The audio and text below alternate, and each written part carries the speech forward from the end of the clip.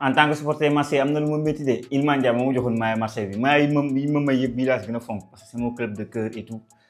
et quand j'entends maintenant que waa Everton bëgg nañu ko jaay 90 millions je me dis que waa Marseille nelaw ngeen quoi. daal asalaamaaleykum wa rahmatullah mbokk internet yi nuyu naa leen bu baax amati mbégte loolu dalal leen fii sur Senfootball TV dinañ joxe information yi démarrer par Iliman Ndiaye bi xamante ne moom priorité am c'est aller à Manchester City. waa Everton bañu ñu jaay mais il faut que ñu am un remplaçant maintenant c'est pourquoi nag City xam na ne Grealish ne fait pas partie des plans de nouveau coach bu Manchester City Maresca donc bëgg nañoo jox dinañ am Grealish daaw gisoon nañ bu mu nekk Everton avant blessure c'était excellent surtout moom ak Iliman Ndiaye xam donc lu ñu daan football ci couloir c'était excellent surtout Grealish peut jouer les deux postes même si il est bien à gauche mais il peut jouer aussi à droite comme numéro 10 donc échange boobu daf leen intéressé maintenant Iliman Ndiaye faut savoir que Arsenal dem na au renseignement mais Arsenal jamono bi vu ni Manchester City duggee ci dossier bi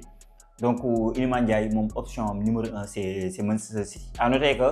leneen lu xamante ne mën nañ ko wax aussi comme information le fait que waa Manchester City perdre 2 joueurs Savignon Marmoush seen équipe dafa wàññeeku parce que Marmoush gis nañ ne dem na Tottenham comme Savignon du coup ils n'ont plus de joueurs de couloir finalement donc seen effectif de manière générale je trouve que l'effectif de Manchester City dafa wàññi lu bëree bëri ay Rodri yu dem ay Bernardo Silva yu dem jël Gonzalez milieu terrain bi joxe ko waa Newcastle jaay ko je trouve que même Aston mi dem je trouve que ils ont beaucoup vendu quoi je trouve que ils ont beaucoup vendu te amuñu fi ay remplaçants yooyu noonu yu tax jël nañ fi benn boy à 100 millions Anderson et tout mais bon ba tey je trouve que Manchester City voilà et maintenant Iliman Ndiaye ñëpp xamoon na option numéro 1 c'était Manchester United au départ gis ngeen l'année dernière ay déclaration Old Trafford mooy le meilleur stade bi ma joué je suis content que benn Manchester United di ma laaj et tout donc dañu doon gis ne mu doon jeter ay fleurs Manchester United pour peut-être dem Manchester United xam nga maintenant nag c'était sans compter mbir mi ni mu demee finalement Manchester City moo gën a taxaw ci mbir mi et c'est même pas bu hasard di tax donc Iliman Ndiaye ñëw rek réfugié benn Al Hilal xaalis bi mu ngi foon le salaire était là Al Hilal reste un très bon club bu xamante ne ay bons joueurs ñu fa dem ñun étant des supporters sénégalais bu fekkee bët boobu la ñuy xoolee jamais de la vie ñu bëgg mu dem Arabie Saoudite mais y avait bokk sur le côté contrat xaalis l'avenir c'était réglé avec Al Hilal mais mu refusé que même Everton était bien parce que somme bi ñu doon xaar Al Hilal pare na pour génne ko xam nga donc jamono bi nag Arsenal moo tax tey bu duggee si man xanaa xamoon ne am na ay temps Arsenal la gënoon a bëgg sax Manchester City tout le temps mu digee comme les jeux de Iliman Ndiaye avec Arteta ça peut être quelque chose xam nga parce qu'ils ont des profils pas similaires mais yu xamante ne Madueke fii Saka Martinelli Eze Iliman Ndiaye dans ce dispositif mënoon na ñëw changer hiérarchie bi quand même et que xam naa ne équipe bu Arsenal moo gën a stable ci jamono bii que équipe bu Manchester City bu jamono bii attention avec Pep Guardiola Iliman Ndiaye loolu laa doon rêvé Iliman Ndiaye sous les ordres de Pep Guardiola non doon nga gis lu garaaw maintenant bon lii la ko yàlla tuddee maa ngi gis nag Foot Mercato article lu ci des wax na si Grealish le cas Grealish si ça se règle Iliman Ndiaye peut bel et bien aller donc du côté de Manchester City donc il nous reste les dernières heures du mercato ñun Sénégalais yi lu ñu bëgg mooy gis ñu joueurs yi sur les meilleurs clubs du monde boobu ba léegi ñoo ngi gis Arabie Saoudite Gana Gueye dem na Arabie Saoudite Abdoulaye Seck dem na Arabie Saoudite Mory Diaw dem na Arabie Saoudite sans compter ñi fa nekkoon avant suñu mercato bi gis ñu suñu joueurs yi dem fu tax ñu naan waaw kontaan nañu joueur bi dem na tel club si club yi ñu xam quoi Liverpool Arsenal affaire yooyu quoi xam nga Barça Real donc yooyu lañuy rêvé gis suñu joueurs yi xam nga donc moo tax Ismaïla Sarr kam dinaa si ñëw après loolu c'est intéressant gars yi bu ñu jógee foofu j'ai parlé du cas Pape Matar Sarr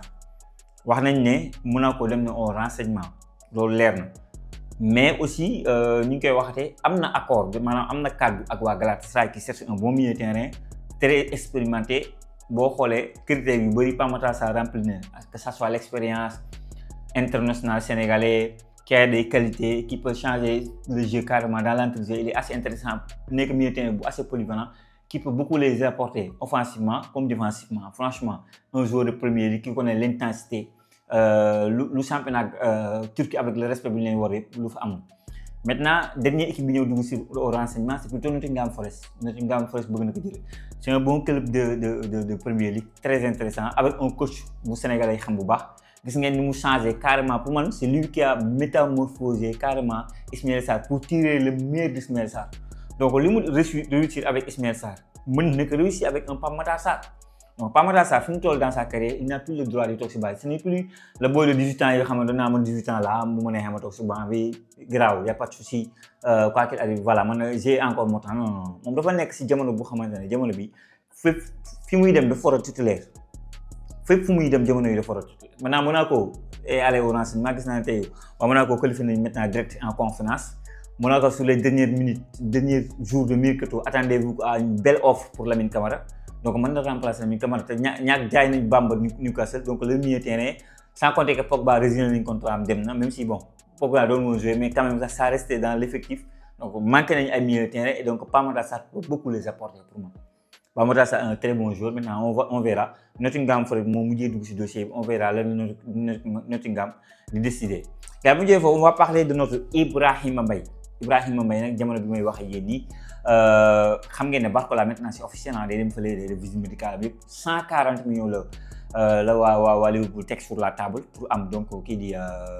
Barcola l'international français gis ngeen ne demoon na ba voilà ñu koy teg ci banc bi et tout entraînement yi gis ngeen c'était compliqué même si dernier entraînement du PSG gis nañ ko foofu carrément moom c'est dem na foofu pour 140 millions maintenant da ngay gis ne waa Liverpool Ibrahima Mbaye moo leen di mais waa Bayern ñu dugg nañ sur le dossier Ibrahima Mbaye les Allemands yi xam nañ jeune temps du coup dugg nañ ci maintenant li ma jaaxal mooy le somme que bi xamante ne waa Paris Saint-Germain ñu ngi xaar est-ce que Bayern va mettre 80 millions su lu xamante ne presque c'est Luis Diaz un joueur confirmé lañ ko jëndee maintenant football fi mu toll football mondial ñëpp 100 millions lañ jar je pense que club anglais débourser loolu moo gën. Et ba tey Barcola jënd nañ ko mais Barcola bi Ibrahima Mbaye ñoom ñaar bokkuñu parce que kii gauche lay jouer kii droite lay jouer donc Liverpool a encore besoin de Ibrahima Mbaye maintenant quant à Bayern Munich moom j'attends de voir est-ce qu'ils sont carrément sérieux sur le dossier parce que loolu tey information boobu tey la génn j'attends est-ce qu'ils sont assez sérieux parce que boo xoolee Ibrahima Mbaye ñu bëri dugal nañ ci dossier bi ñu bëri génne nañ ci moo xam Leipzig moo xam Dortmund tous ces clubs yu xamante ne voilà bi ñu déggee somme bi xamante ne dafa commencer riche seen nopp rek ne pare la ñu soxla alors que Paris Saint-Germain dafa wax club yëpp def moom du ma def pare képp ku bëgg Ibrahima Mbaye génnal weccet ma jaay la boo génnul xaalis bu tax ñuy xaar du ma xaar maintenant Bayern na ñëpp xam nañ ne xaalis yenn yi boo leen ko waxee dañuy daw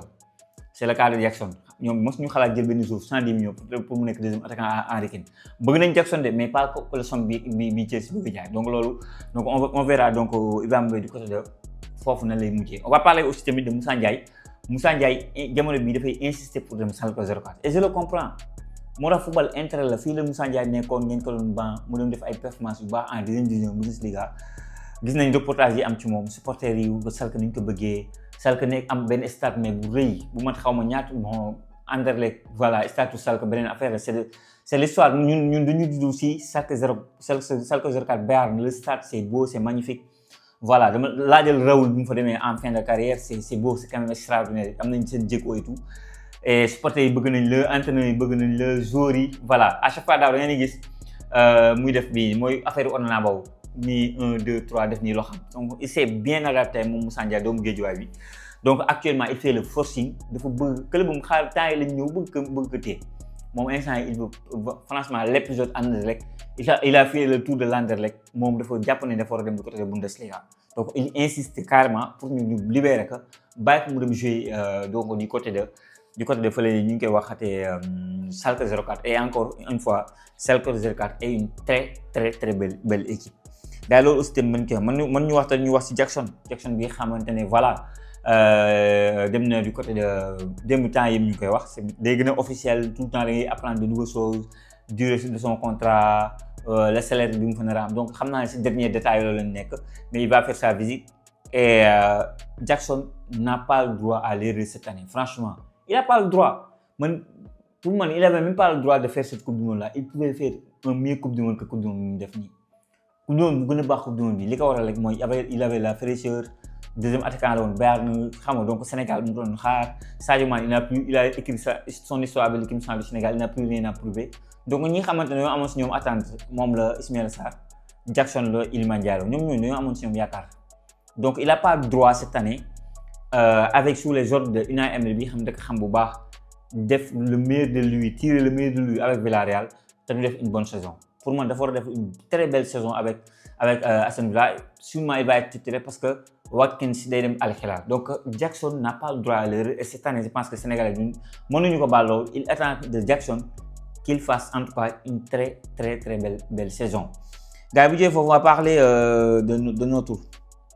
Mamadou Sarr bi xamante ne arrivé na en Espagne démb maa ngi wax ak sama frère ma ne non Mamadou Sarr nag c'est dommage que j'aurais aimé mu découvrir Bernabéu avec Mbappé tous ces grands joueurs là Vinicius ma xool comment il va s'adapter comme ni ñu seetaanee Nobel Mendy ñu xam ne ñu seetaan ko teg avec ces grandes équipes là ñu ne Nobel Mendy bi il a quelque chose Mamadou Sarr noonu laa ko bëggoon gis xam nga su avec le Real malheureusement match Real bi am na démb Real gagné na 4-1 finalement à moins que Real day ak ñoom Coupe d'Espagne sinon du mën a day ak ñoom et match retour day mën a day ak ñoom donc on verra maintenant il reste Barcelone ak yooyu noonu mais il est arrivé en Espagne gis naa ko tey mu def ay photographe on va voir bu officiel et tout et on lui souhaite bonne chance en tout cas li ma gëmoon daaw laa gëm ren mooy que Mamadou Sarr dina dem championnat bu mu war a mën a génn de par ses qualités de relance d'intelligence d'anticipation et il aime yor possession bi donc c'est un défenseur assez moderne donc il y a plus d'intensité en première ligue. Le championnat espagnol c'est un autre championnat boo xamante ne basé sur la technique tiki-taka dawal bal bi possession xam nga donc loolu xam nga donc boo nekkee un défenseur très technique bon dans les relances tu peux même convaincre les Barça les Real et tous les Atlético de Madrid c'est une possibilité boo xam ne am na reste à voir est-ce que cette saison est-ce que dina passer un cap mais loolu la ñu xaar de Mamadou Sarr parce que on sait qu'il a des qualités pour passer un cap gars yi tey Barça tey joué na ak Atlético de Bilbao 2-0 Rafinha encore une fois Fermin et tout erreur de Laporte sur le deuxième but Lamine Yamal tey c'est mieux que bi passé maa ngi gis le débat Lamine Yamal léegi dafa gën a njool moo tax il n'a plus ses qualités de vivacité d'explosivité voilà mais man yooyu noonu du ma si dans débat boobu j'attends de voir 10 15 20 matchs coupe du monde peut-être deful le meilleur coupe du monde de sa vie mais on attend affaire yi 10 matchs 5 matchs 20 matchs nga xool quoi nga soog a carrément def une conclusion ne non lii ak lii la kon ko njool na il perd sa loolu man science naa ko xalaat naa ko mais tirer benn enseignement ne Lamine Yamal c'est ça loolu moo tax mu perdre tey gis nañ match tey par exemple moo tax ne match bi passé donc am na benn passe bu mu waroon a passe Gordon mu def ko ci camp yi Lamine Yamal je pense que tu veux retrouver la confiance mais il faut savoir que Simons le gardien bu Espagne nekk gardien bu Atlético de Madrid moom lañ jox am du match quand même il a fait un très bon match 8 arrêts tu face au Camp Nou c'est jamais évident quoi donc en tout cas le Barcelone actuellement est leader et dépasse les buts marqués il est leader encore une fois pour le début de saison devant le Real Madrid bon mën nañu wax ne Martinez tamit gardien bu Aston Villa dem na Chelsea gardien argentin longtemps kii moo ko doon laaj bu baax a baax ni ñu koy waxatee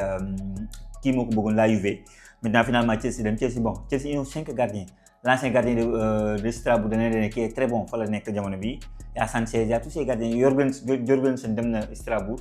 encore ñu jël Martinez xam naa bii ñu engagé par contre Fulham neexul Sabonzo s'est dit peut-être que kii c'est pas un gardien de classe mondiale et Martinez qui surtout avec le match d'Argentine a été excellent donc pour peut-être loolu moo tax ñu jël ko donc on verra ce que va décider donc lii di Aston Villa par rapport à leur futur gardien donc Real Madrid ñoo ngi wax ne dañoo bëgg Manu Koné loolu c'est des informations yu mën a wax Manu Koné mais nag sans vente duñ jël Manu Koné on parle de Camavinga bi xam bëgg nañ ko vente maintenant Manchester United moo positionné Manchester United jënd na 3 millions de terrain donc dinañ xool Camavinga fa la nar a def surtout que Camavinga dafa refusé carrément bëggul jouer Real Madrid donc Real Madrid bëgg na Manu Koné l'international français bi nekk Roma maintenant nag il faut ñu xaar benn départ sans départ du mën a dem feneen donc loolu mën nañ ko wax donc information yi tamit bon mën nañu wax ne Goretzka moom tamit dem na Aston Villa ce qui est officiel maintenant c'est un joueur d'Aston Villa donc dinañ retrouver 2 joueurs de Bayern Munich donc voilà gis nañu aussi tamit tey jii Rodri joué le premier match am na enthousiasme dugg na kontaan na et tout voilà loolu tamit ci information yi lañ ko mën a boole donc mbokk yi de manière générale li mu ne ko ay xibaar yi ma bëggoon partager ak yéen wax leen ci commentaire yi ngeen wax ma seen xalaat ak seen gis-gis dem suñu yeneen plateforme yi dooleel ñu bu baax moo xam TikTok la moo xam Instagram la boo leen tapee Senfootball TV incha allah di ngeen gis suñu logo bi jaajëfal naa leen wax leen ba beneen sur Senfootball TV.